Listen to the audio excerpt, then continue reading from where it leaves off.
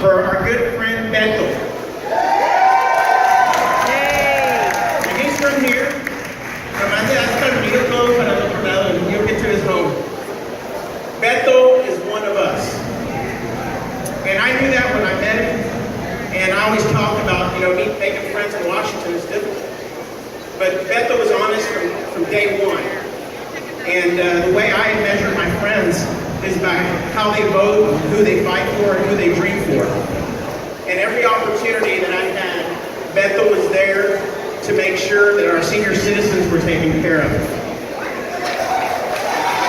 Yay. He was concerned whether grandma or mom had enough to fill up her grocery cart without having to be worried about filling her prescription. Beto gets it. He understands. He's on every veteran bill that helps our veterans. How many veterans do we have here? Let's give them all a round of applause. Thank you for your service, veterans. Thank you. Beto was the first member of Congress to sign on my deported veterans bill to assure our country stops deporting American heroes, people who wore our uniforms. Beto gets it, folks. He's from the border, he's from our region, nos conoce. When we talk about education, Beto is trying to find ways for our young people to graduate debt-free. Without being overburdened in debt. And taken advantage by the same banks who we bailed out a few years ago. Beto gets it. But the only way we can make this happen is by all coming out united to vote with our friends and relatives and knock on doors. And unfortunately, every once in a while, take $5 and put it on that Beto for U.S. Senate. Because he's making history for our region. He understands it. He understands all culture. Él nos conoce.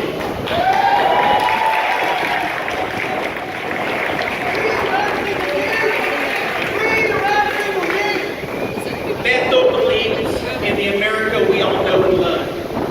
In the American dream. In the dream of being a high school dropout and having an opportunity to put your life back on track. Go to a community college and a university and eventually be a successful lawyer. God, who would ever imagine that he'd run for the United States Congress? Beto believes in that dream, folks. That's my dream, that's your dream, that's our dream, that's who we are. But we can't do this without a fight. We have to knock on doors, talk to people, and get everybody out. Nobody should be going out to vote alone. Nobody. We should be gathering our troops in every neighborhood, in every precinct, in every area within our county, in places that don't normally get knocked upon. We have a wave. I feel it. It's coming, and it's going to happen. And I always like to say, Vicente con la gente. Well, ladies and gentlemen, Beto es mi gente. And here he is. Thank you very much.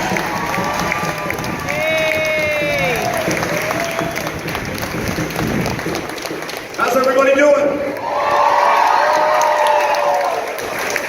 Let's hear it for Mariachis and Heleros.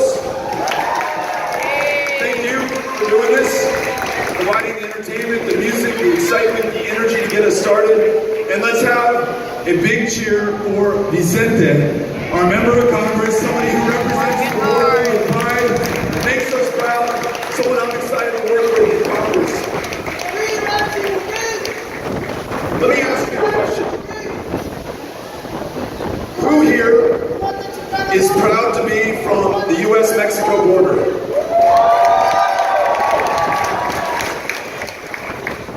Born and raised in El Paso, Texas? El Chuco. Do I have any paseños here?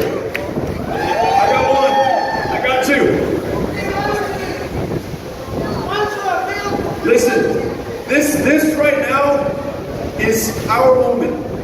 At a time that you have a president who is trying to build a 2,000-mile, 30-foot-high, $30 billion wall between us and our closest neighbor, our friend, our partner, our way of life, Mexico, at a time that they try to make us scared of one another because of where we from, or what we look like, or who we are.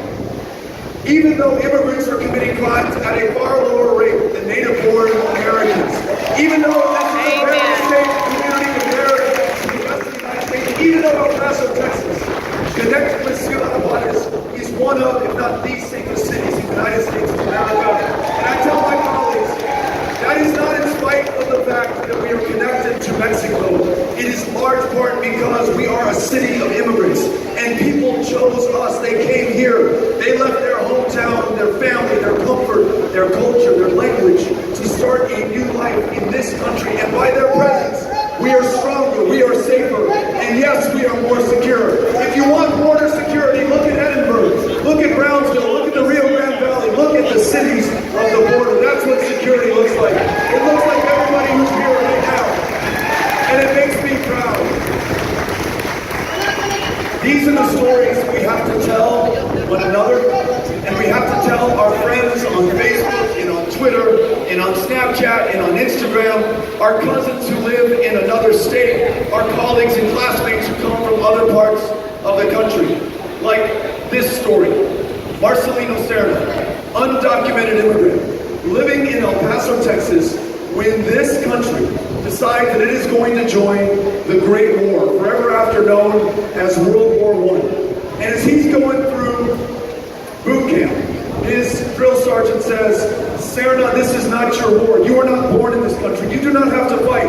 All of the men from this unit are going to France, but not every single one of them will come back to this country alive. So why don't you go back to El Paso or Ciudad Juarez or Parral or wherever you're from, because you do not have to do this. And Serna, like any good American, though he doesn't have documentation, though he's not a citizen, though he was treated as second class in this country that he tried to make his own, Serna said, no, I'm in for the fight. This is my country. I'm going to France. And he fights with distinction. And he fights with honor. And he puts his life on the line, literally, for this country.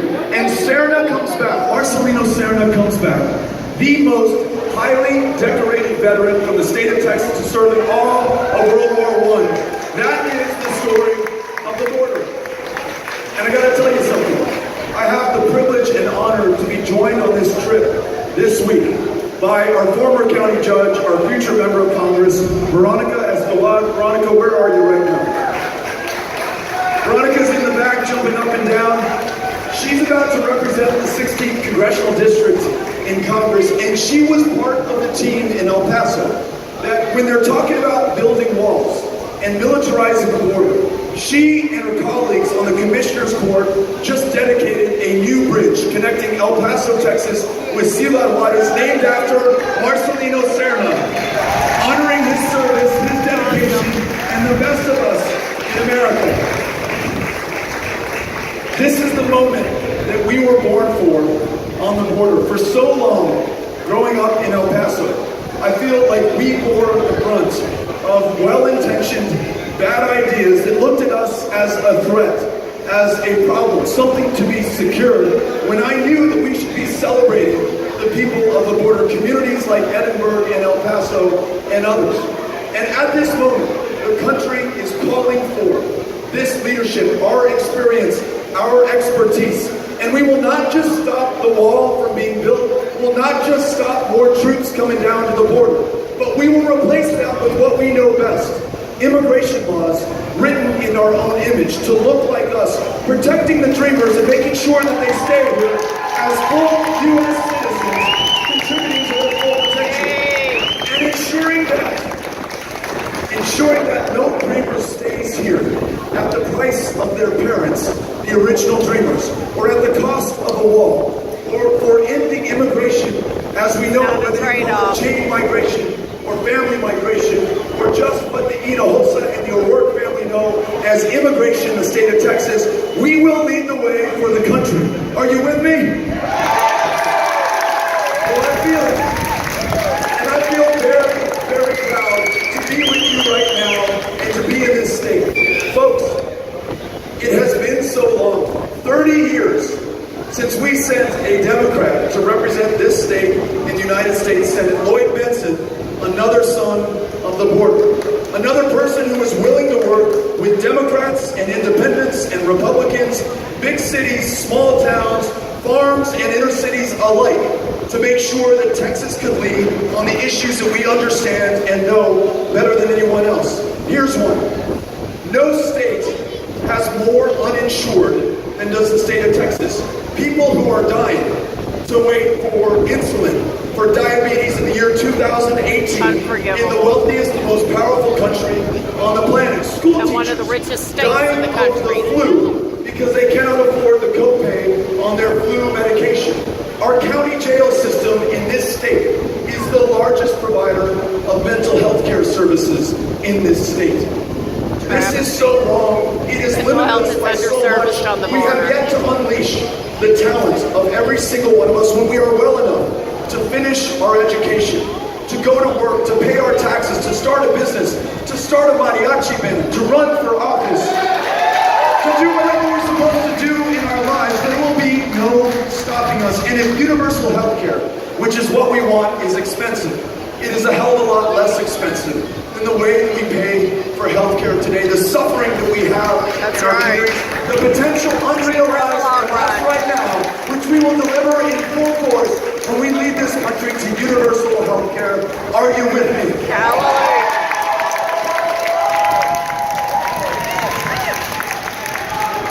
How about this?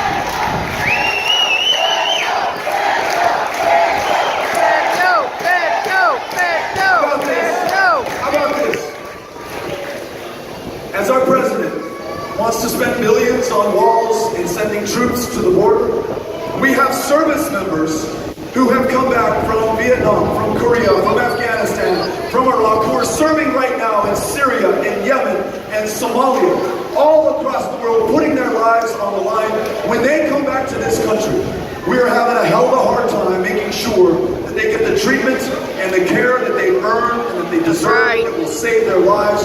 We're having a hard time making sure that each and every single one of them has a roof over their head. Got We're having a hard lots of time love, you making can't sure just talk it. that all of them who earned the post 9/11 GI Bill are able to go to UT-RGV and get a world-class education.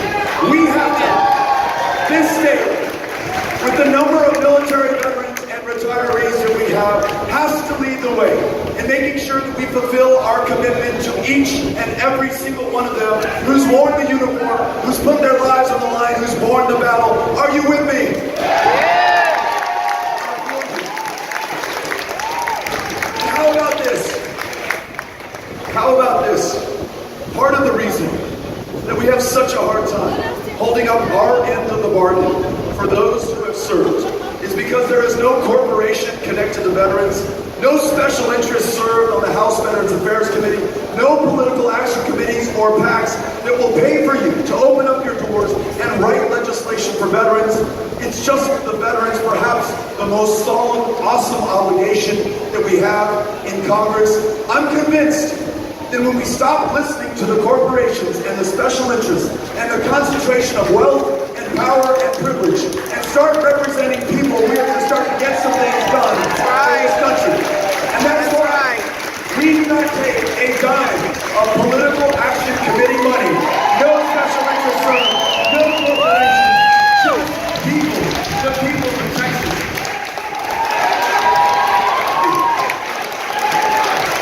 And that's why everyone loves you. We're going to make sure that no one in this state of 28 million bold, beautiful people is ever written off. And that's why you're going to find me in places like King County, which voted for Donald Trump 96% in the last election.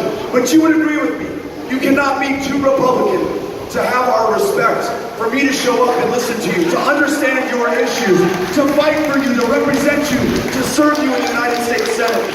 And here's the other thing. Good on you.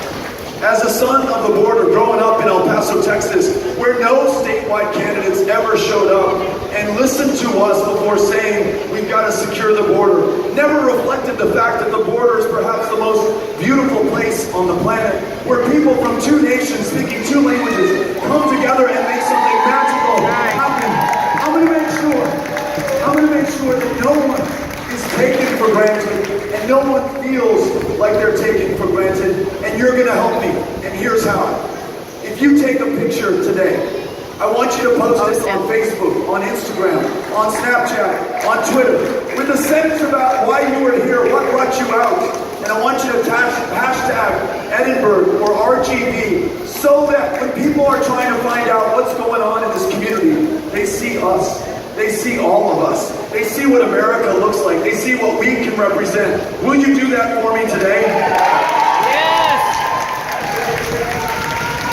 And I've got to think, for every one of you who's given $1 or $5 or $25 at betofortexas.com, for every one of you who's knocked on a door or made a phone call or texted your fellow Texans to bring them into this race, that has something to do with the fact that the Quinnipiac polling organization last week ran a story headline, Texas Senate race too close to call.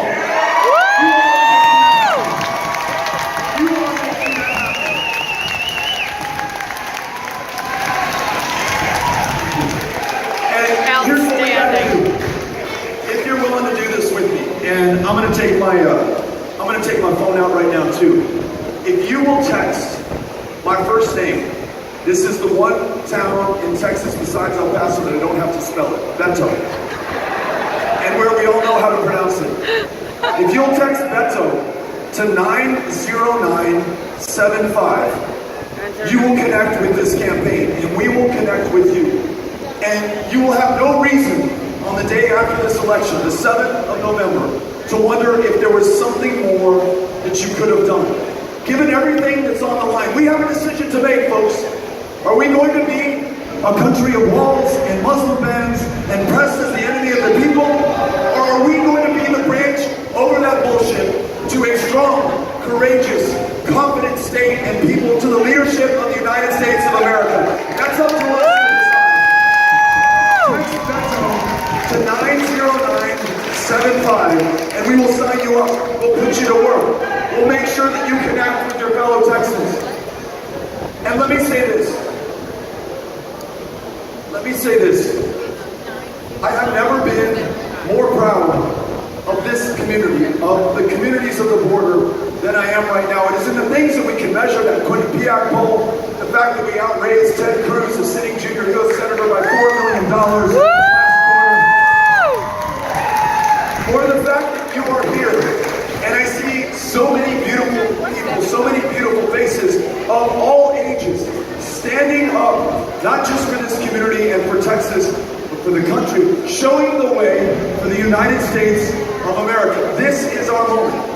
And whether it is people like Vicente Gonzalez, who's fighting for you every single day, or one of my all-time heroes, Ruben Hinojosa, who's right here, who led this community for so long and has made us so proud. Or whether it is the amazing mariachis behind me, who are such a great display of our pride. Or Little Joe y la Familia, whose name is known everywhere, Little Joe. Or somebody that I am so excited to meet for the first time, a local hometown hero, Bobby Pulido. Let's hear it for Bobby Pulido. I want to ask him to join us up here on the stage.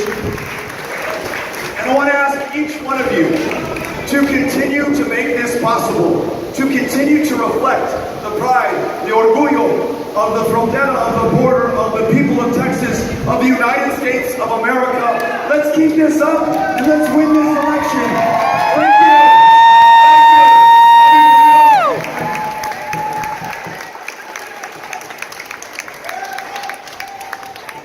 Got a question for you. Who wants to hear Bobby Pulido sing a song? I think they do. Un aplauso para Beto.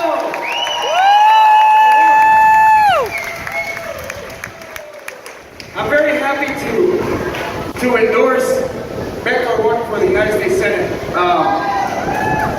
I'm from the Valley, studying political science in San Antonio, Texas at St. Mary's University, and I follow this guy a lot and what he has to say. And we're real close, guys. We're close to making history. All it takes, turn out. We just gotta go vote. And we gotta get our people and our loved ones and our friends and everything, that normally they go, nah, ¿pa' qué voto? No, you gotta get them out of vote. And we can make history. Órale, a cantar.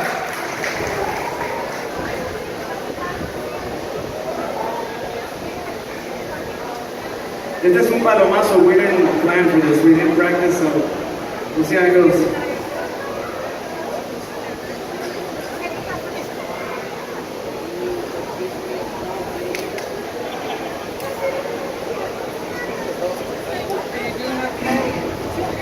Podría volver, pero no vuelvo por orgullo simplemente.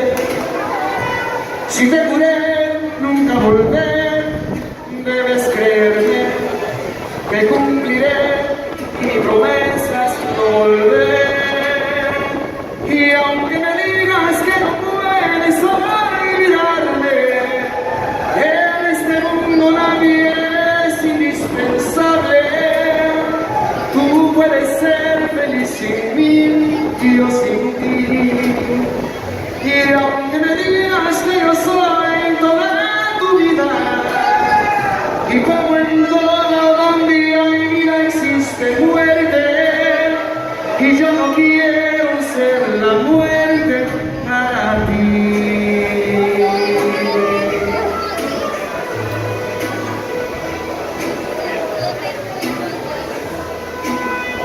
Podrás pensar que me dolió que me dejaras y es muy cierto, y como tú comprenderás, todo este tiempo sufrí bastante que juré nunca volver.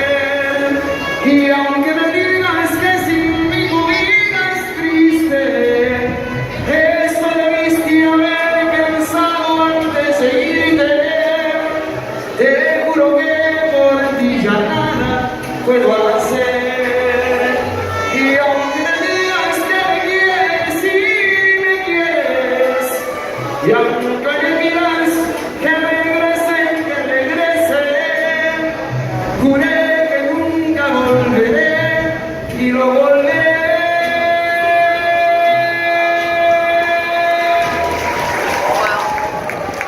Muchas gracias.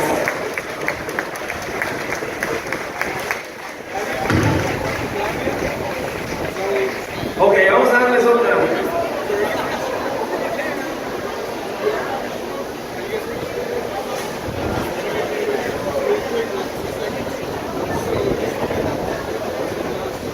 Pues vamos a intentar la canción de Desvelado.